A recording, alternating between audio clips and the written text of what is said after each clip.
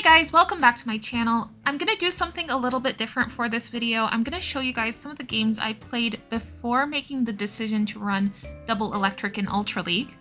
And I wanted to do this because I wanted to show you guys the meta I was seeing before I started running this team. I was seeing a lot of double water backlines. So many people were really excited to run for Alligator, and it was kind of driving me crazy. I was running teams that were good versus, or not good, they would be neutral versus double water backlines. I was also running my own for Alligator at first, but let's be honest, got a little bit frustrating. For Alligator is pretty spammy, and a lot of the teams I ran into, I kept thinking to myself, if I just had an electric type on my team, I would be able to sweep this. So I kept that in the back of my mind. And eventually I came back to Ultra League. I went and I tried Spring Cup a little bit. I got RPS like crazy. And then I came back to Ultra League and I was like, okay, you know what? We're running double electric. Okay, so here are the most Pokemon I was seeing. I was seeing so many Poliwraths, Jellicents, Tentacruels, for Alligators obviously. And I was seeing also a lot of Shadow Dragonites. Also the electrics would perform pretty well against the Shadow Dragonite because the electric types that I'm using are pretty spammy. And Shadow Dragonite is going to be taking neutral from the electric type moves, again because of its flying typing. So it's either going to have to use shields or going to take a really big hit from one of my electric types. I also included this first set because it is the set where my ELO gets revealed after I finish the set, so I thought it would be nice to see that. I do get a really nice ELO of 2315. I was expecting it to be a lot lower because I threw a lot of games in Great League. I was trying to make some Pokemon work that were not working. I was trying to make Water Pulse Clodsire work, and I lost a lot of games with that, so that's a story for another time. But in this video, I am going to show you guys two different double electric teams that I use. The first one is going to be Giratina with Shadow Ampharos on the safe swap and Shadow Zapdos in the back. These Pokemon work well together because Giratina is going to be doing really well against whatever the backline is going to be weak to. So Ampharos is going to be weak to Verzian, and both of my back Pokemon are going to be weak to Swampert. So Giratina is going to be good against that. The only not great thing about this team, which is why I end up changing my lead later, is that Giratina is weak to Ice types, and Zapdos in the back is also going to be weak to Ice types. This entire team is actually extremely weak to Alolan Sandslash, so if I see an Alolan Sandslash, I'm going to struggle against it a lot. So I do end up changing my lead. In the second team that I use Annihilate Plead, and it works so much better. I get a 5-0 with that. We'll get into that soon. But you guys get the idea. You can see why the electric types are so strong in the meta at the moment. So let's get into these battles. Up first, we are going to be faced with a Poliwrath on the lead. I am able to take it out with my Dragonite, but I do have to invest a shield for that Icy Wind. My opponent then brings in Cresselia, which is absolutely going to wreck the double water backline that I was running. And guess what? Your girl's running double water as well. So I was getting frustrated with double water, but I was basically doing the same thing. And then my opponent brings in a Shadow Ampharos. And here I was like, okay, you know what? An electric type on this team could be really good. A lot of the teams are so weak to it. I should start running my own electric type. Anyway, Ampharos is going to absolutely wreck my backline, and I am going to lose this. I don't know why I'm staying in. I have no win condition. I should just back out. I'm just wasting time. Yep, finally I back out. Thank you. Now in the next game, I thought Guzzlord would be a good idea because it would be good against Jellicent and it would be resisting the Shadow Claws from Feraligatr. So if I saw Feraligatr, it would be good against that. And also it would be good against Ampharos. And a lot of people were at this point running Ampharos because they also figured it out. A lot of people are going to be running Feraligatr in the back. Now in this game, however, I get that really annoying Zygarde. Zygarde is going to be very tanky. And I swap into my Feraligatr before taking it out with my Guzzlord. I should have stayed in with Guzzlord, but I swap into Feraligatr in case there is something that I have to draw out that is going to counter my water types, because again, I am running a double water backline. So my opponent could definitely have a grass type in the back or an electric type. But guess what?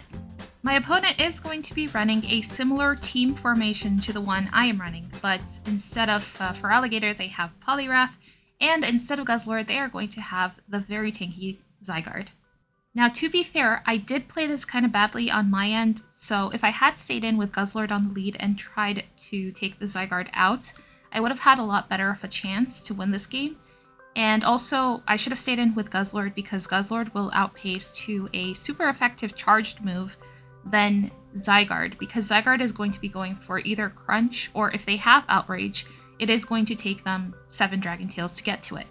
But unfortunately for me, I'm not going to have enough health on my Tentacruel to take my opponent's Poliwrath out, which, by the way, was debuffing me as well, and to take the Zygarde out. If I hadn't gotten those debuffs, maybe a Scald would have taken the Zygarde out, but I do take the loss there. However, we do get our elo, and we start off pretty well. A lot better than I expected.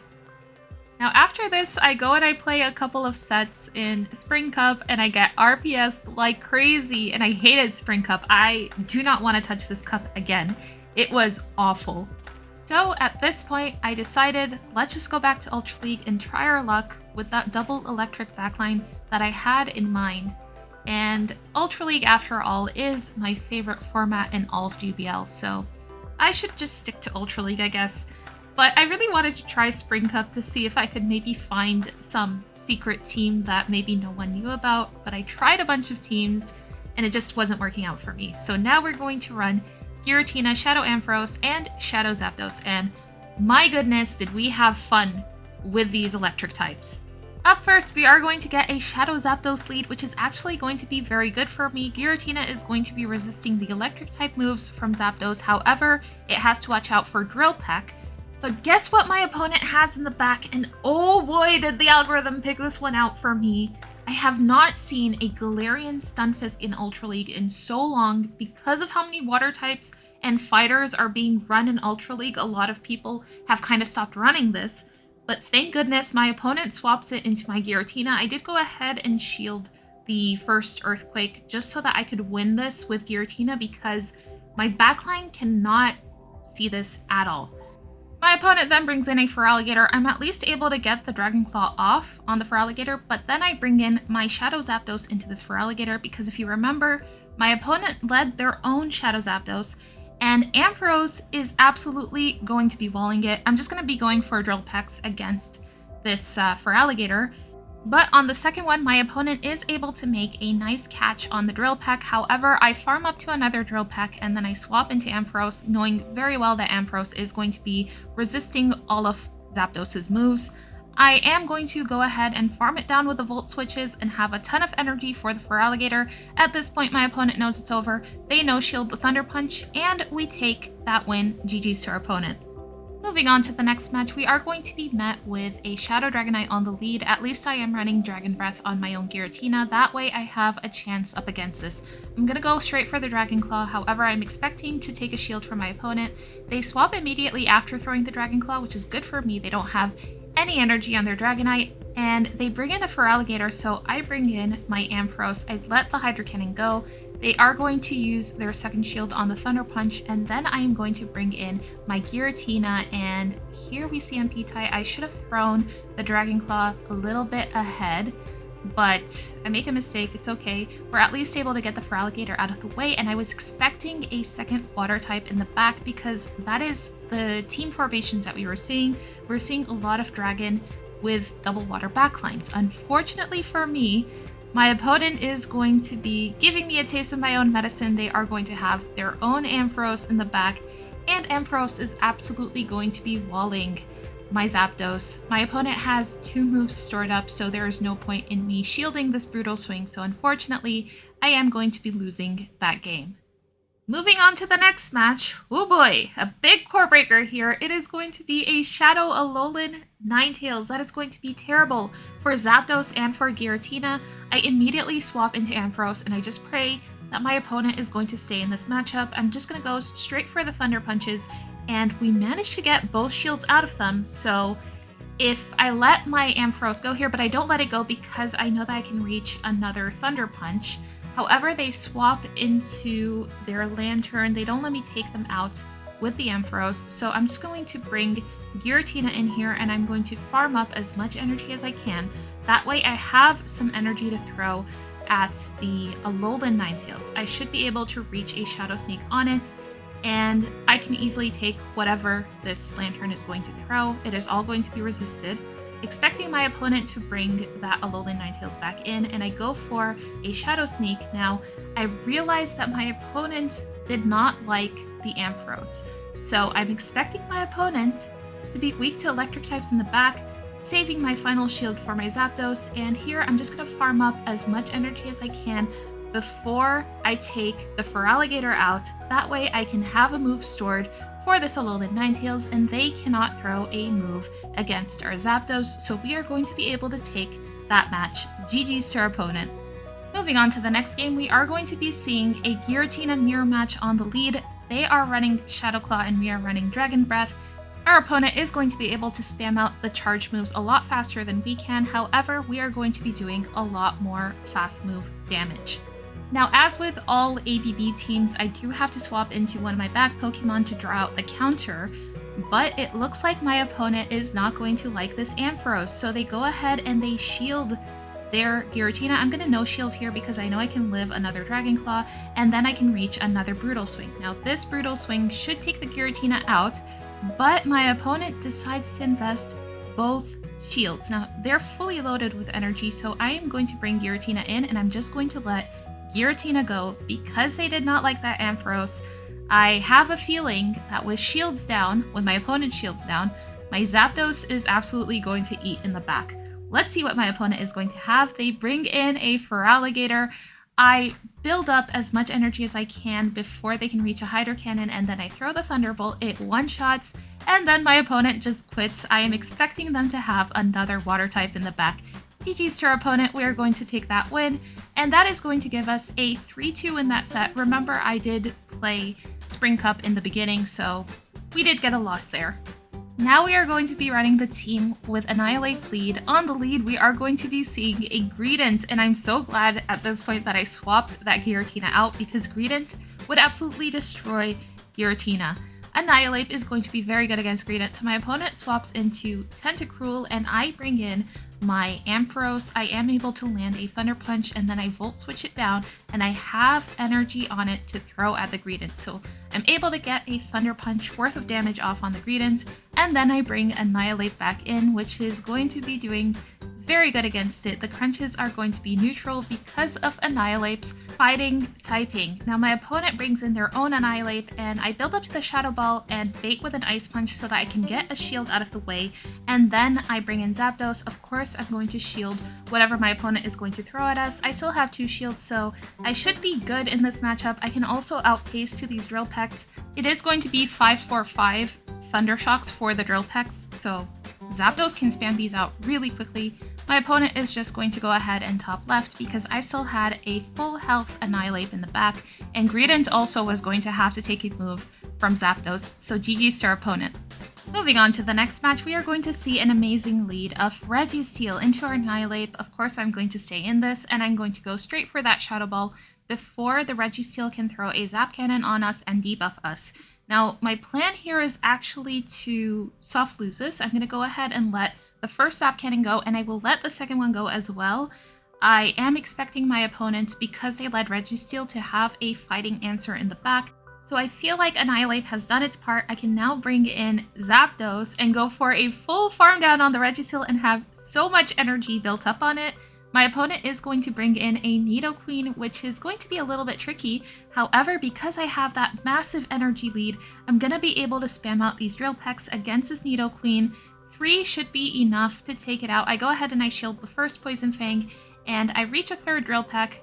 My opponent goes ahead and shields it, so they are going to be weak to Zapdos in the back, but I'm also able to reach another Drill Peck before my opponent can take us out with their Nidoqueen.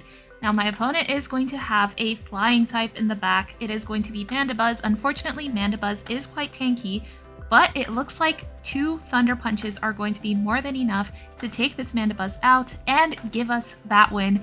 GG's to our opponent.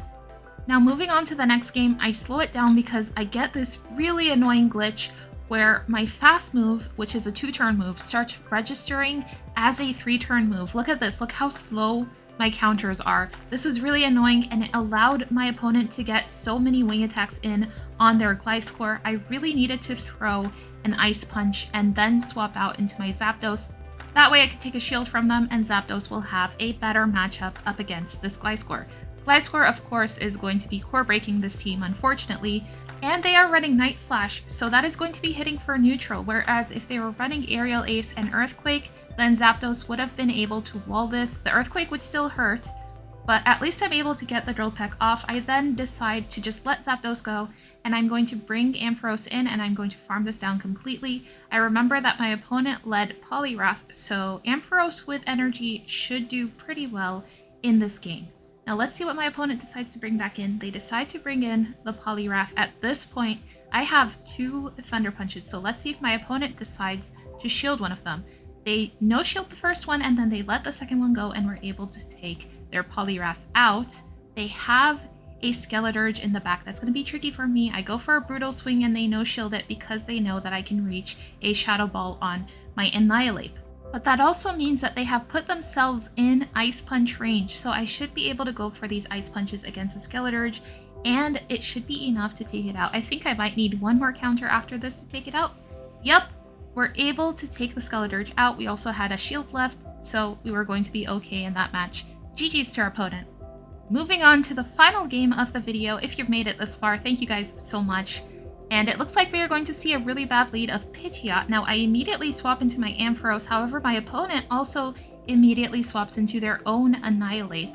So we swap at the same time, and they let both Thunder Punches go. So at this point, I recognize that if I double shield my Ampharos, I will be able to align my Zapdos to their Pidgeot, and Zapdos is going to wall Pidgeot, but the Brave Bird is going to hurt. I do manage to take the Annihilate out and live with 1 HP, and we have a Thunder Punch stored for the Pidgeot, so we are going to be able to take their final shield. Now Zapdos is absolutely going to go on a rampage. Now, unfortunately, we do have to take a Brave Bird here, and it hurts a lot, but my opponent is going to have a Shadow Machamp in the back. I'm going to farm up a little bit and then go for a Drill Peck.